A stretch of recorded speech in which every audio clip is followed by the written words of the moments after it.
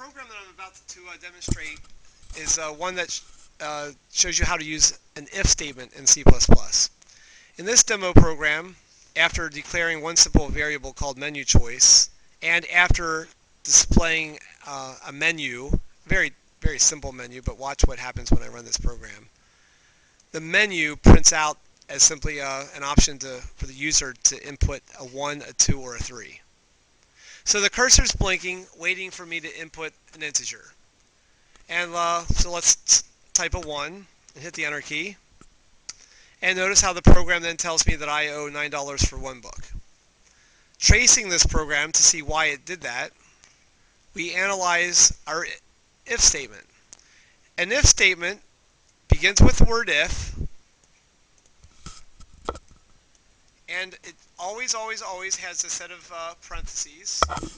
Sorry about that, I messed it up.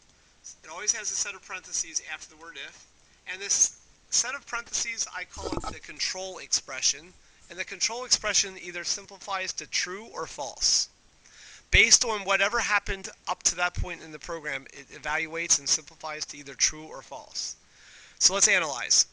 When I ran that program a second ago, excuse me, I inputted the number 1, and that 1 was stored in the variable menu choice, and so the computer asked the question, is menu choice equal to 1?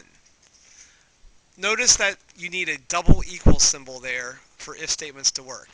Well, yes, 1 is equal to 1, so the computer evaluated this control expression as true. And when an if statement has a true control expression, it knows to execute whatever's found in the body of that area of the if statement. So inside of these curly braces, this cout statement is the body, and that's why when I did enter the number 1, the program did respond by saying that I owe $9 for one book. But then notice the program ended because it skipped the rest of the if statement. Well, whenever your parent or some boss tells you, if you show up on time, you get your paycheck. Else if you're tardy, you have money deducted.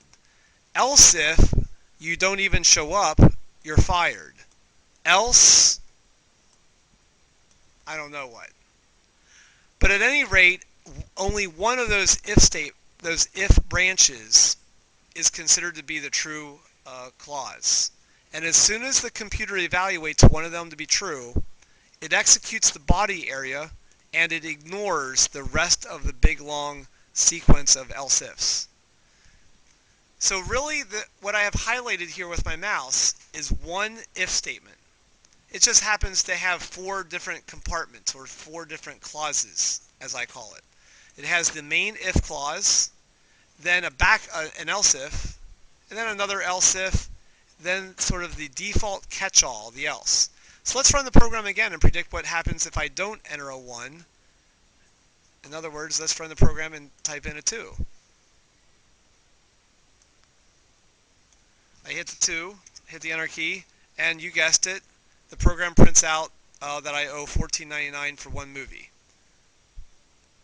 And that's because when I entered a 2 this time, this first control expression evaluated to be false because 2 is not equal to 1.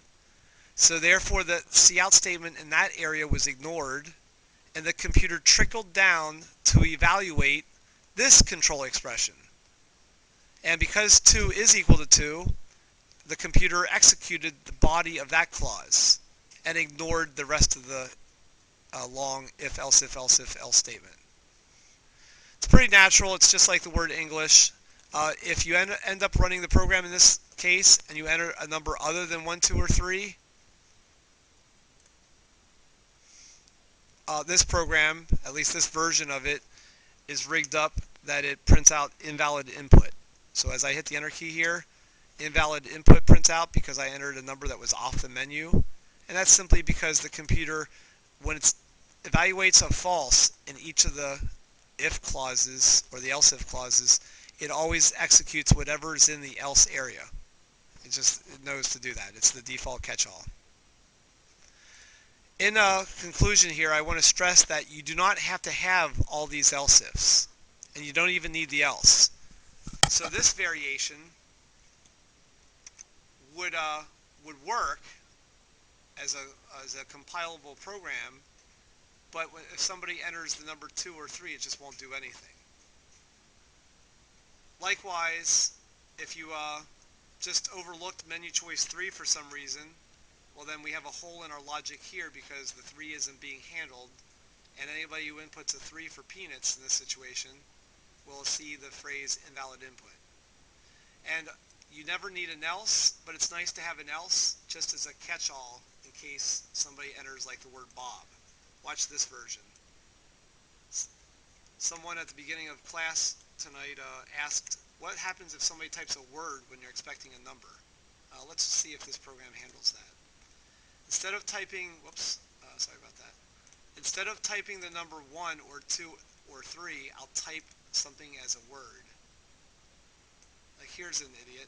Somebody who types the word one, O-N-E, and it says invalid input.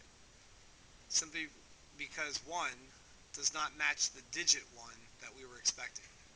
In this situation, it did kind of handle that, but I can't promise that it will always gracefully exit with the else.